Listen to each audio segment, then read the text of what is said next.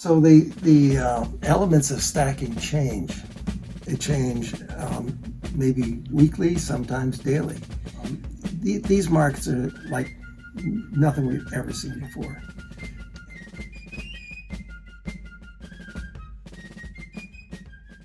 So we're talking just on the side about the attitudes that we get from coin shop dealers, right? Mm-hmm. And it's what used to get from other that I don't go to. You don't go to anymore. You come here to Tim's. Now, you've said many times it's because you've been on the other side of the counter. I get it. But so has other coin shop dealers. But I've just said to you, a lot of them seem to show disdain or look down on or what? Why is it? Well, let me put it this way. If I had not had a career with IBM, which I think still is the best company in the history of America,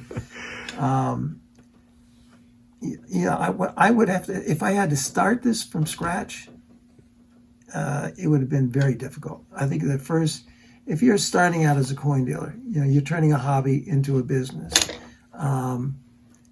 It will probably take at least 10 years to make a profit and understand how to run that business, because the margins are really, really slim. And, if you see, let's say your first customer brings you a really rare coin, okay? And you have to decide how much money to invest in that rare coin. So you do. And you're in a place like Manchester, New Hampshire. There may be in your state 3 or 4 people who want to buy that rare coin. Now you just put, thousands of dollars into a rare coin and, tied up pretty much all the capital you have. And then now you got to figure out, how do I get my money out? Well, that's when you find out that you're not making any money because you can't afford to go buy things to sell, then you take that rare coin and put it in auction. You give it to Heritage or somebody like that. That's the nature of the business. You said 10 years to turn a profit. That's now. 30 years ago would have taken 10 years? I started a business 30 years ago. It took me 7 years. And this is starting out with, the money I accumulated in a good career with IBM. And that's pretty amazing, isn't it? So many ways, that's just solid. So many ways of losing money. And you can't control the price of gold and silver. And I've sold many gold coins that took like 4 weeks, 5 weeks to get here. In the meantime, the price of gold is, kept getting lower and lower. I had maybe a tube of 20 American Eagles that I lost money on every single one of them. But, I've been operating the same way. As soon as I got used to the business, I said, best thing to do is sell this crap so I can buy more at a lower price. All right, let's get back to the original question. Why are so many, you knew I was going to go back to this because we've been having a great conversation over what makes Tim's... Exactly, you're circling back. Oh, please, don't go there, man. Too late. It is the honesty, it is the integrity, it is the knowledge. There's no comparison of any shop that I've been to compared to Tim's of that capability and that courtesy. Just absolute politeness across the board, dealing with people honestly, fairly, and I'm not getting paid to say this. No, you're not. No, you've been dealing with Tim for what, 12? About dozen years. Dozen years. Well, my daughter put it the best way. She worked here part-time for 6 years. And she's absolutely brilliant. She learned the business. The first day she was here and I had to go run errands, go down to the wholesaler or something. And she said, okay, well, I think I know enough to take care of the shop while you're gone. And I said, one rule, don't bullshit anybody. If you don't know the answer, call me. Okay? And she was very careful about that. And customers really appreciated that. Okay? But in general, I've gotten to the point in my life 30 years ago, I don't need any more stress, and I don't put up with it. When you love silver as much as me, it's really easy to get carried away. Sometimes I just can't keep my hands off of a good deal. So when SD Bullion told me that they wanted to give away some silver for free, I was happy to lend my voice for the cause. Now how much silver are they giving away, you ask? Boom! Yes! 500 brand new Silver Eagle coins will be going to one of you. Just click the link below and enter for your chance to be the next big winner. Yep, okay, got it. And I've had some phone calls that people have overheard where, I have a customer who, I sent my check in, 2 months ago and I still haven't received anything. I had to explain why. Like if you have a large gold order, for example, I send everything registered mail. And I had a fellow ask me once, well, when you get 5 in, why don't you just send me 5 and then send me the next 5? And I said, if I did that, you'd be paying for $200 or $300 in registered mail. What I'm trying to do is get them all in at the same time. It would cost you maybe $50 for registered mail instead of spending over $200. Yeah. And that's just being honest with the guy. And he said, "Yeah, that does make sense. I meet new people every day. I enjoy meeting people. Everybody has a political opinion about something, and they know they can express themselves without getting berated by the dealer." And the people who used to buy just rare coins are buying gold and silver. So our most avid collectors are buying gold and silver, and they know that I'm not going to lie to them. I tell them the truth. I don't like being lied to. That's my biggest problem with this current administration. I listened to our president talk about the economy being so great about as long as I could, and then I said, well, it's time to turn this off and go to work. I don't like being lied to. And they're good about twisting the numbers to make it come out a positive. And I'm getting a little sick of it. But it's not just the president, obviously. It's everybody in Congress and in the Senate are doing the same thing. But sooner or later, if I were in Congress, my job would not be to get it reelected. And that seems to be their only job. It doesn't matter who they are. Their job is to get reelected. I probably would never get reelected because I'd be telling the truth every day. Also, the elements of stacking change. They change maybe weekly, sometimes daily. And I get the question about, I've got 500 ounces of silver, and I'm a little concerned about the weight, and it's, I have to, the security and everything else, and I'm considering converting it to gold. Is that something I can do here? I always say yes, but the way to do that changes all the time. And right now, it's very close. The retail price of gold and the retail price of silver and our buy price for silver, let's say you're converting from silver to gold, is very close to the ratio. So if the ratio is 80 to 1, it's going to cost you probably 80 ounces to buy an ounce of gold. And that's not always the case. It's just that coincidentally the math is starting to work out that way. Because the retail price and the wholesale price are roughly at the same ratio. And, it's not, mathematically I have no idea why that is, but it's usually within an ounce or a half an ounce if you want to convert from silver to gold, which people look at and they say, well, how can that be? Don't you make a profit? I said, we make a little bit of profit, so I haven't figured it out either, but that is the math. And, we've had people who, when the ratio was like 75 to 1, saying, I've got 300 ounces of silver that I'd like to convert to gold. So how are we going to do that? I go, let me see. You can get 4 gold coins for your 300 ounces of silver. Coincidentally, that's 75 to 1. Over those 30 years plus that you've been a local coin shop dealer, what has been the hardest, the most challenging point and reason? Oh, that's easy. That's easy. When the wholesaler I've been using for years, a good friend, passed away. That was very difficult. It still is. It was a rare person. If you asked him, can you get these? The answer was always yes. And, some oddball thing like a platinum philharmonic or something like that. He said, I'll let you know. That, an hour later, he called you back. He said, yes, I can get those. And here's the price. He was a rare guy. His name was George. He had a business down in Massachusetts.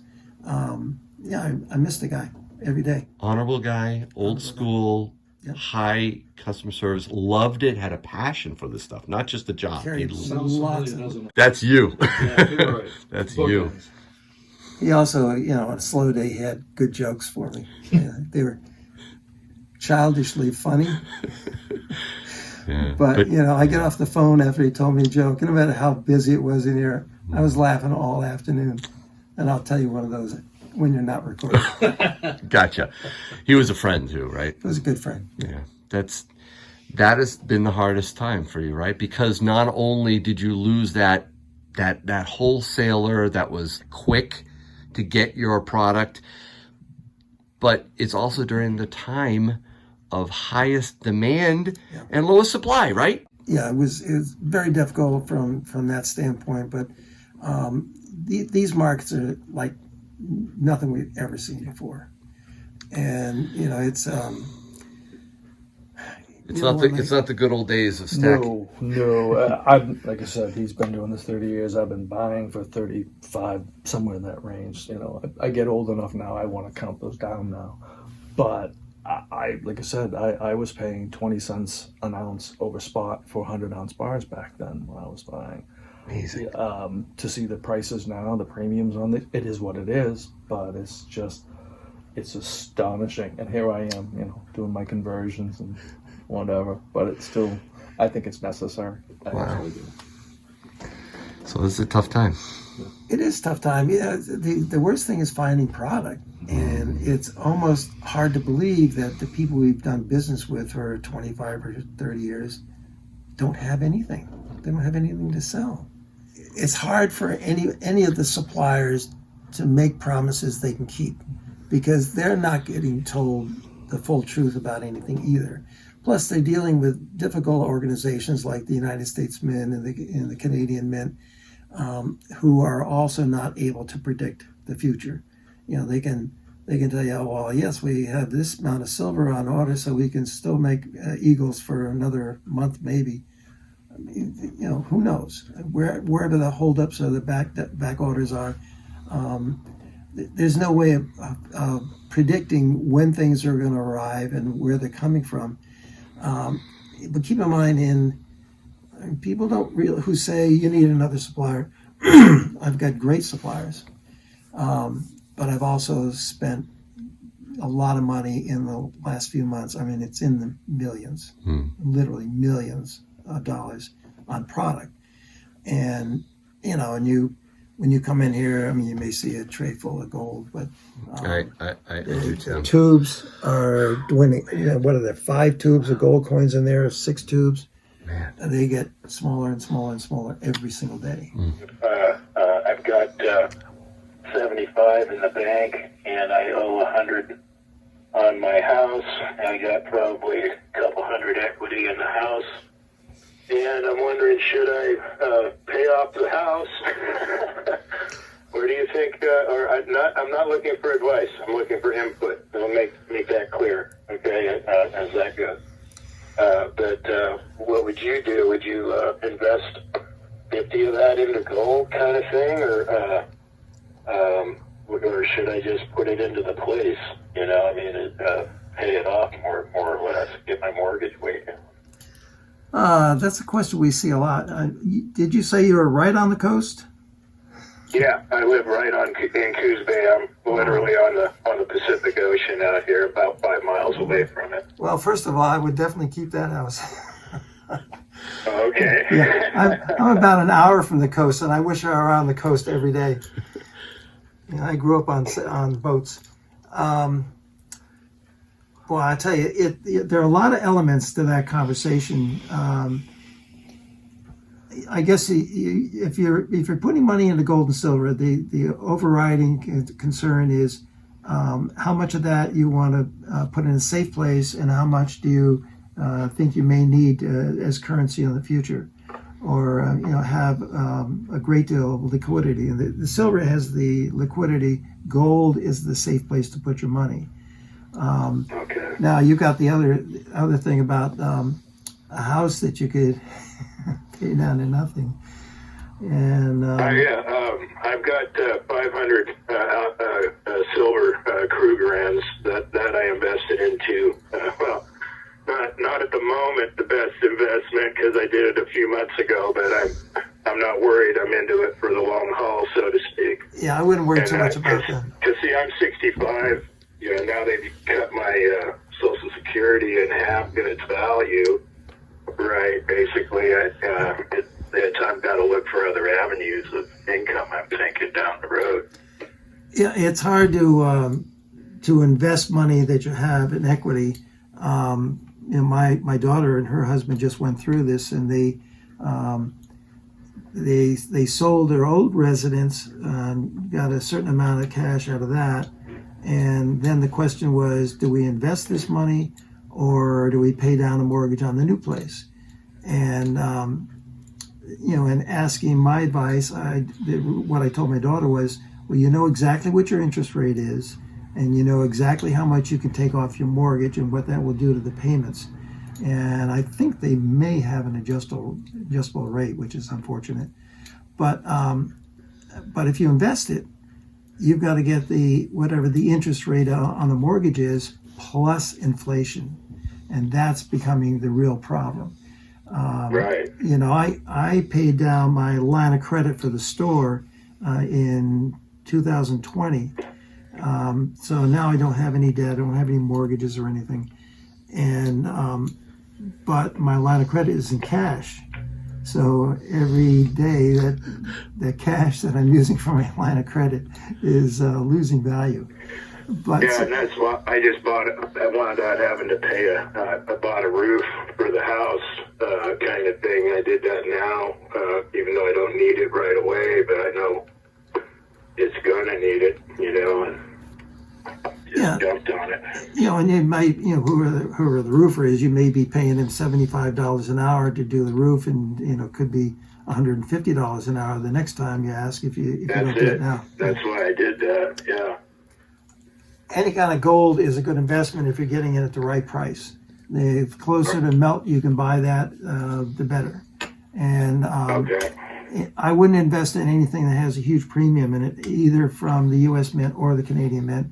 The U.S. Mint has a lot of commemorative gold. It doesn't have the same acceptance just plain bullion coins have. So how liquid is it going to be? I mean, the commemorative coins are just like the pre-33 coins in this country. They have a dollar value, a $5 value that's the same as the old $5 gold piece, a $10 value, same specs as the old $10 gold piece. But ask a person which one they want to buy. It's the pre-33 gold and not the commemorative gold. Why that is? I mean, it's exactly the same, but that does make the modern commemorative $5 and $10 gold coins a lot less expensive, a lot closer to melt. And I'm assuming it's the same in Canada. So if you can buy them, for a great deal less than you would buy, the pre-33 or the pre-67 gold from Canada, that's what you want to do. But if they're the same price, I would buy the pre-33 in this country and whatever Canada was using back in those days. Copy. Our Krugerrands themselves, they appear to be kind of like the black sheep of the industry. Is that just they're? Is that just because they're old school or no? That's not pretty enough. No, there are reasons. The Krugerrand came out in 1968, and the Maple Leaf came out probably 20 years later, around 79 or 80, something like that. And the American Eagle came out in 86. Now, the American Eagle program started because of a UN mandate in 1986 that required countries like the United States to stop doing business with South Africa because of apartheid.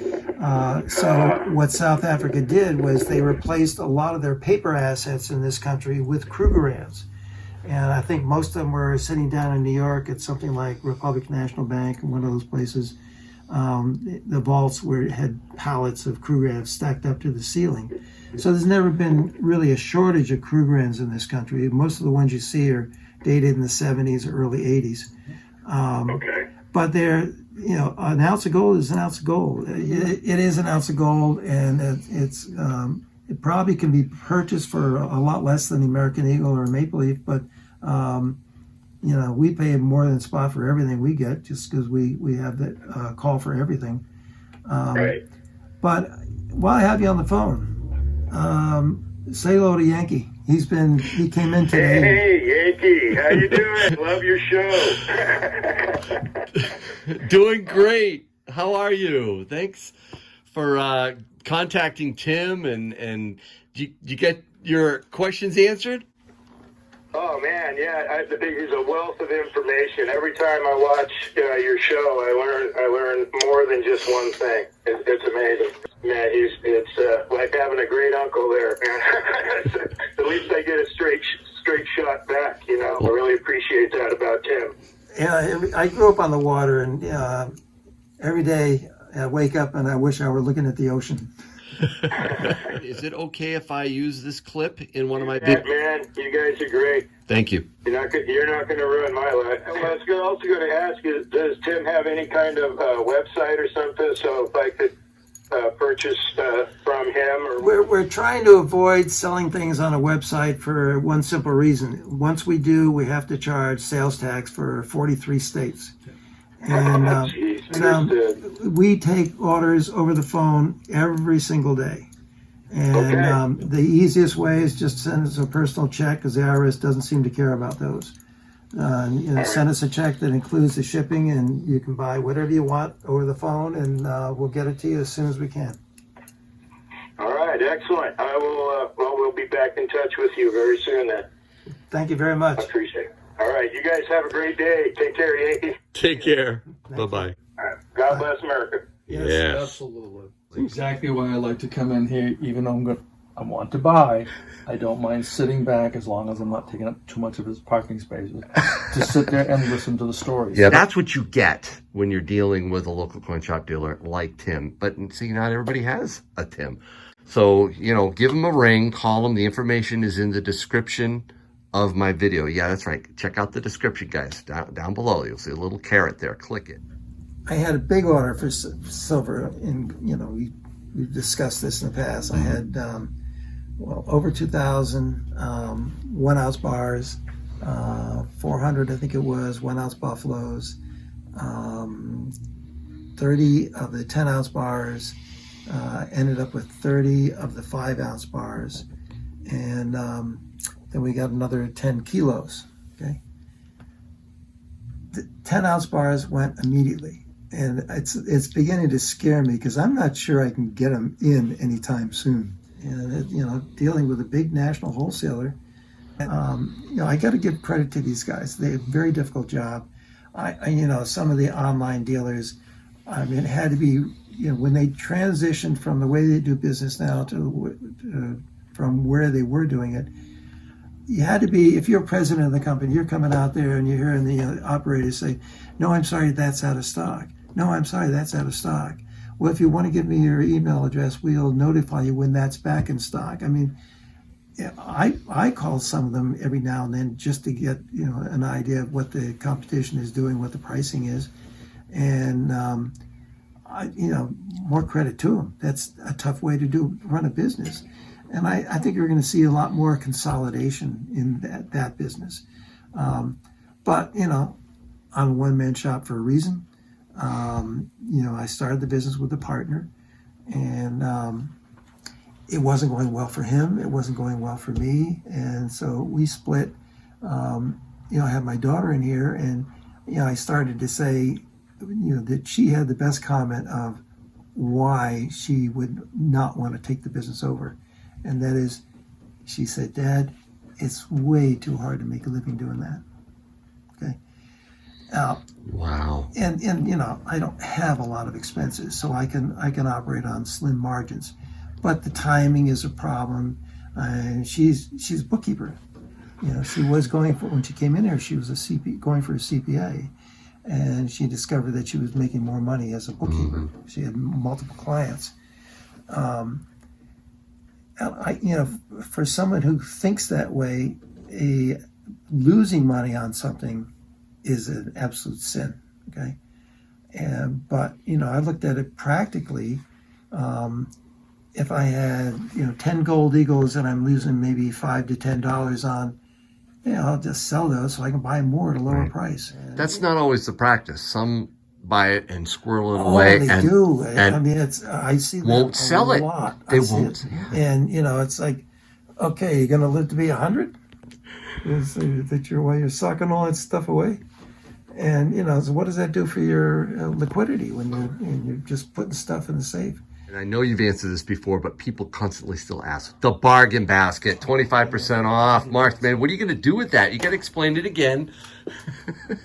Why did you do that? It looks like the mice have carried anything that was in there away. We used to have Saturday mornings. We used to have, you know, fathers would bring their kids in. We're beginning collecting. It doesn't happen as much. I mean, it's more likely that a father will show up with his son, and they'll both be buying bullion. So I used to put, you know, Indian head pennies and Buffalo nickels and Liberty nickels and things like that at a really, really good price, 25% off whatever the price was marked on the 2x2. And it just hasn't been, yeah, I maybe have had one or two people say, oh, got anything in the bargain basket? And, you know, I may start putting stuff in there again. It's, as you can see, it's hard enough to get the cabinet filled out before business starts. I know. You did a good job with We that. started with a gold today. Could you pull that tray out just so I can ogle it a little bit? Yeah, so I'm going to be careful pulling it out because it's falling apart. Uh-oh. I've been here for 30 years. And I think you should, like, stick maybe one thing a week in the bargain basket, right? You know, something that the viewers could... I will do that. You know, I also have currency that's supposed to be in that cabinet, and I'll start putting that out as well. Oh, Tim. And this isn't all, you know, I see people think that, well, that's all good. It's not like an online dealer. There's a lot of backup for this stuff, but you put everything back in the wrong place. You know, it's very careful that you should put everything in exactly the right place. Oh, man. Thanks, Tim. This has been... Unbelievable. It's been really enjoyable up till then. You're beginning to act like Nancy Pelosi. Oh, okay. All right. We're done.